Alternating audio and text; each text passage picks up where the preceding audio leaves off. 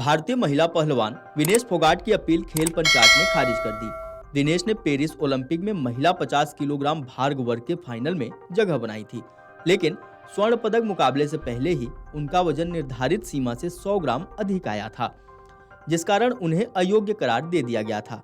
विनेश ने संयुक्त रजत पदक देने की मांग पर खेल पंचायत यानी CAS में अपील दायर की थी, जिस पर सुनवाई पूरी हो गई थी।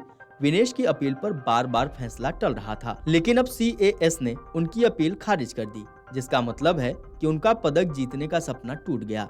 इस फैसले के मायने हैं कि पेरिस ओलंपिक में भारत के 6 पदक ही होंगे, जिसमें 1 रजत और 5 कांस्य पदक शामिल हैं। भारतीय ओलंपिक संघ की अध्यक्ष PT उषा ने खेल पंचायत के विनेश फोगाट की यूनाइटेड वर्ल्ड रेसलिंग और अंतर्राष्ट्रीय ओलंपिक समिति के खिलाफ की गई अपील को खारिज करने पर निराशा व्यक्त की है। IOA अध्यक्ष ने बयान में कहा कि पहलवान विनेश फोगाट की यूनाइटेड वर्ल्ड रेसलिंग और अंतर्राष्ट्रीय ओलंपिक समिति के खिलाफ दायर अपील पर खेल पंचायत के एकमात्र पंच के फैसले से स्तब्ध और निराशा हूं। पेरिस ओलंपिक खेलों में महिलाओं के 50 किलोग्राम भार वर्ग में साझा रजत पदक दिए जाने के विनेश के आवेदन को खारिज करने वाले 14 अगस्त के फैसले का प्रभावी हिस्सा विशेष रूप से उनके लिए और बड़े पैमाने पर खेल समुदाय के लिए महत्वपूर्ण निहितार्थ रखता है। IOA ने कहा कि यह फैसला अधिक न्यायसंगत और उचित मानकों की आवश्यकता की सख्त याद दिलाता है, जो एथलीटों की भलाई को प्राथमिकता देते हैं।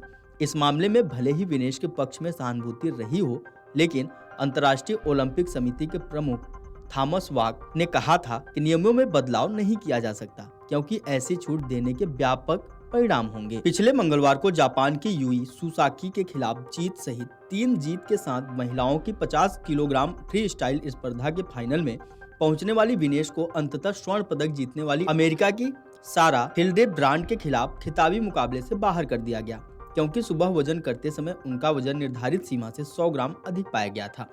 इस पहलवान ने पिछले बुधवार को खेल पंचायत में इस फैसले के खिलाफ अपील की और मांग की कि उसे क्यूबा के पहलवान यूस्नेलिस गुजमेन लोजेब के साथ संयुक्त रजत पदक दिया जाए। इस पहलवान ने पिछले बुधवार को खेल पंचायत में इस फैसले के खिलाफ अपील की और मांग की कि उसे क्यूबा के पहलवान यूस्नेलिस गुजमेन लोपेज के साथ संयुक्त रजत पदक दिया जाए।